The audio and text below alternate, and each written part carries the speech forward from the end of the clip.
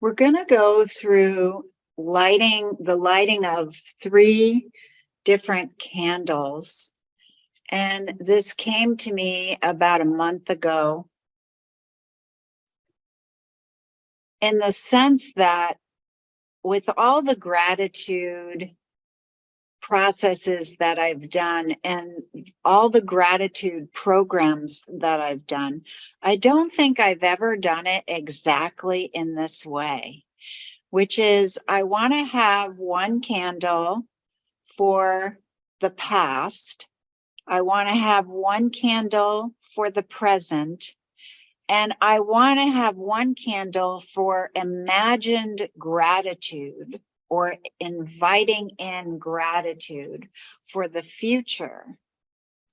And so as you're looking at the candles that you've brought, if you've brought candles, and if you haven't, no worries, you can just focus on my candles and be imagining that I'm lighting them for you as well.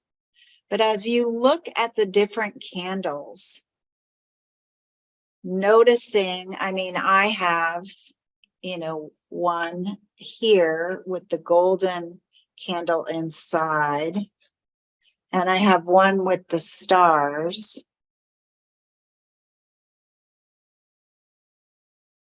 And then I have this really beautiful one that sits in a holder.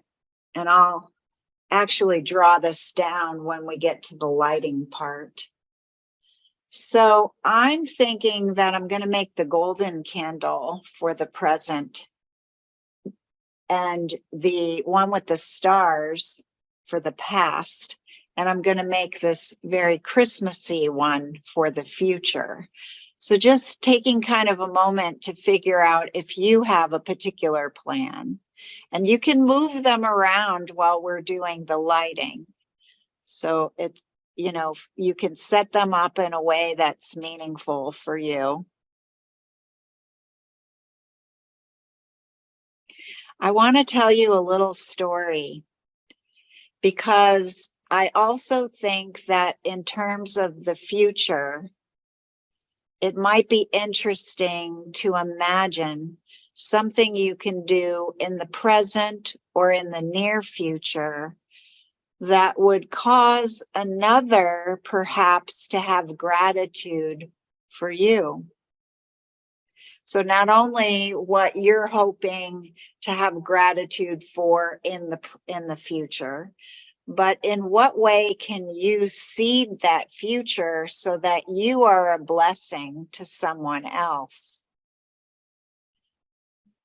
And I want to tell you a story about when I was a single mother of a very active 5-6-year-old boy in Ithaca, New York. I was attending school at Cornell University. So I had long hours. I was full-time at the school. I also had a part-time job, and I was part of the administration for the School for Gifted Children that Todd was a part of. And as that, I sometimes would teach there. I sometimes would do things behind the scenes. So my time was very precious. I really liked working at this Italian restaurant, but it was hard work. I was a waitress. And it was Christmas Eve. The fascinating thing to me about that job is that I had made friends with a woman right when I had been hired. And then 2 weeks later, she was promoted to assistant manager in charge of scheduling. So I got all the best schedules and all the best stations. And so this night I was working, I was very busy. I was in the busiest station. And I waited on this gentleman. It's Christmas Eve. My child is being taken care of by a babysitter. And I was closing the restaurant. and that was closing early. So it was about 5 o'clock when we were closing. And I waited on this gentleman right at the very end. And, you know, some people you just connect with, but this guy, I probably said, I don't know, not even any words, not even 5 words that weren't relative to what would you like to eat and what would you like to drink and can I get you anything else? Is everything all right?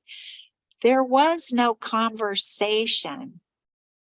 So when he got up and he left the restaurant and he left cash on the bill, and there was change there too. And so I'm counting it out and looking at the change and looking at the bill. And you have to remember that this was, well, quite a long time ago, 40 something, maybe even 50 something years ago, right? And I get to the end and there's an extra $100 bill. And I perked up and I thought, oh, a gift. And then I went, no. We had no conversation. We had no rapport. So I had that bill in my hand and I went outside. I had my little apron on that I wore for this Italian restaurant, my really wonderful black shoes that make sure that your feet are supported and comfortable. And I see him a block away. So I'm running down the street and the snow has started to fall. And I have long straight hair and the snow is falling into my hair and it's sticking and I feel like I'm in a movie and I'm running down the street and I'm going, sir, there's been a mistake. And he turns around and goes like this. And he says, no mistake. Wow. That $100 bill is for me. Now, what I didn't tell you is this was the year that I had no money for Christmas presents for Todd. All he had under the tree when I received that $100 bill were the things that came in my mother's care package from Connecticut. A few little packages under the tree. I had no extra money to buy anything. So my friend and I went to the department store Christmas Eve with that $100 bill, and everything was on sale, including the Ewok Village, which was the it thing to have. And we got the Ewok Village and we got all this other stuff. And I went home and I wrapped it and I put it under the tree. And my son remembers that as one of the best Christmases ever. And to this day, I am grateful for whoever that man is. And every time I think about this story, every time I tell this story, I send him a blessing.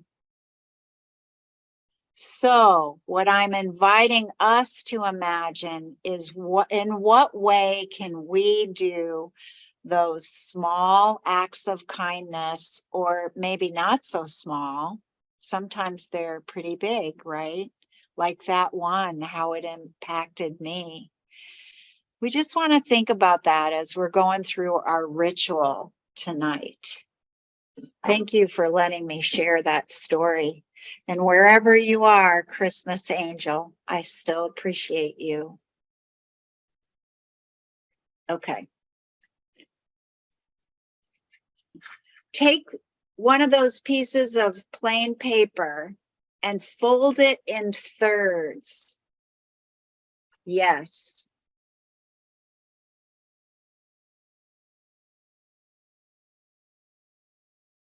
And certainly you can take these notes just in your journal as well. I like having it on one piece of paper because then it becomes all contained. And so let's have the middle be the present. And you've already written a little bit about your sense of achievement over the last few months, over the last year. Go ahead and just take a minute or two to write down things right now in the present. What are you grateful for? Right now in the present, what are you grateful for?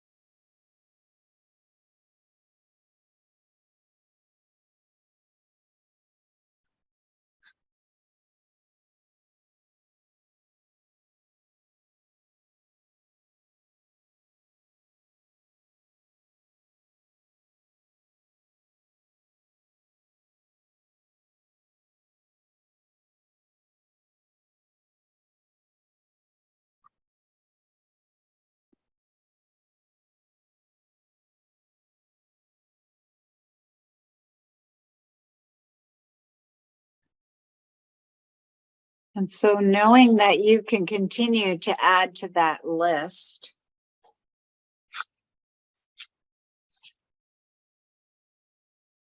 I begin by lighting the candle of gratitude, the one that signifies the present and all that we are grateful for in the present.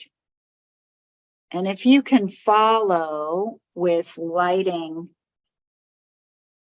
your candle for the present, and as I said, anyone who does not have their own candle can share mine.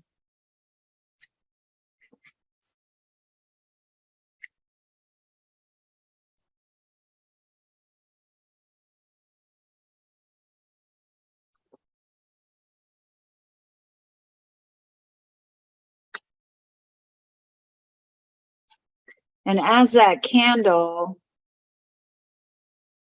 contains the beautiful flame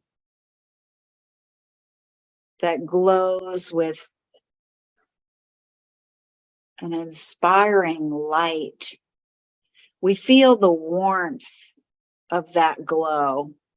And we know that that light, that illumination is moving in and through all the things we're grateful for in our lives, and maybe even some of the things we're not yet grateful for. Some of those challenges that we have right now. That gratitude candle is shining its light and its illumination in everything in our present and holding it dear, holding it warm in that glow.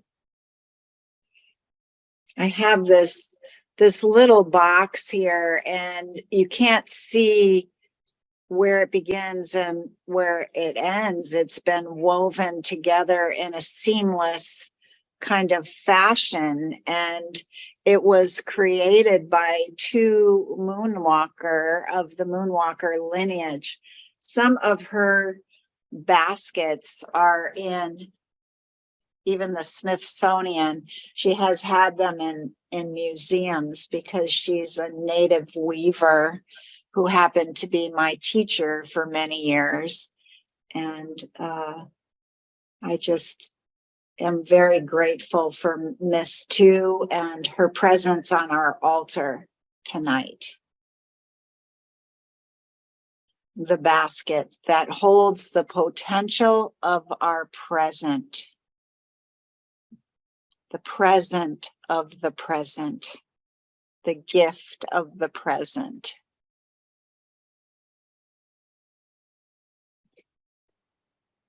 And turning our attention to the past. And you may just want to touch your candle that is going to signify or hold that flame of the past and the gratitude for the past. Some of those things, again, we reflected upon when we did our praise list. But let's take another couple of minutes and observe what comes up for you when you turn your attention to what are you grateful for in your past? What is unique to you that you are grateful for?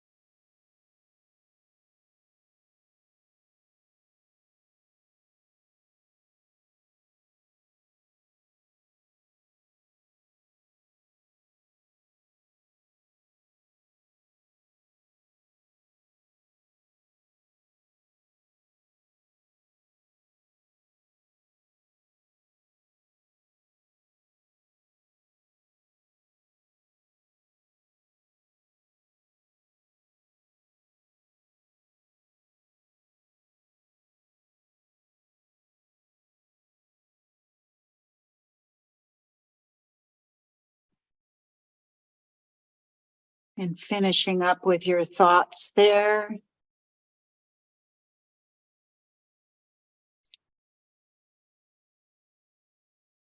As you touch the candles signifying your gratitudes of the past, or gratitudes for what was in the past, you recognize the many strengths and resiliences that have evolved from whatever was in your past. You recognize the beautiful, unique you that is here today, who has been birthed by those things in the past. You recognize the building and the unfolding of who you are that has come into this present time. And you light that candle, signifying gratitude for your past and for all it held.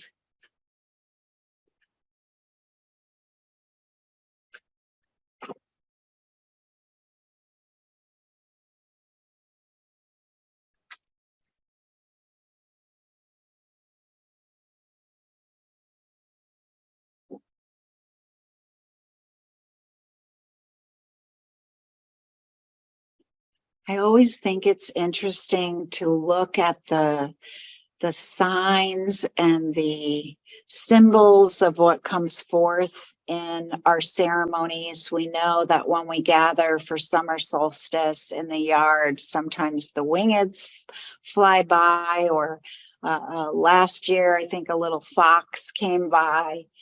I noticed that my candle initially, upon being lit, went very low. It did not flicker, but it looked as if it might go out. And then it came back in full beauty. So I think that's really awesome. We move our intention and attention to our candle that symbolizes the future. And thinking of that which we hope to be grateful for in the future. And perhaps you want to include also one or two ways that you may show up for someone else to be grateful for you in the future.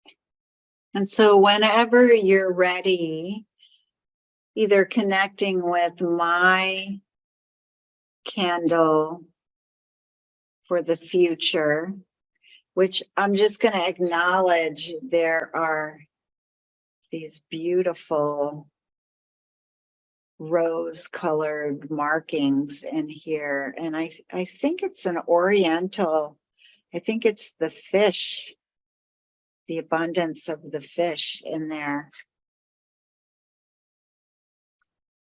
And then, of course, the snowflake on the outside. So connecting with the candle you've chosen as your future candle, and whenever you're ready, lighting that as you envision and acknowledge your gratitude for things that have not yet arrived. The expectation, the anticipation, and the enthusiasm of what is to come.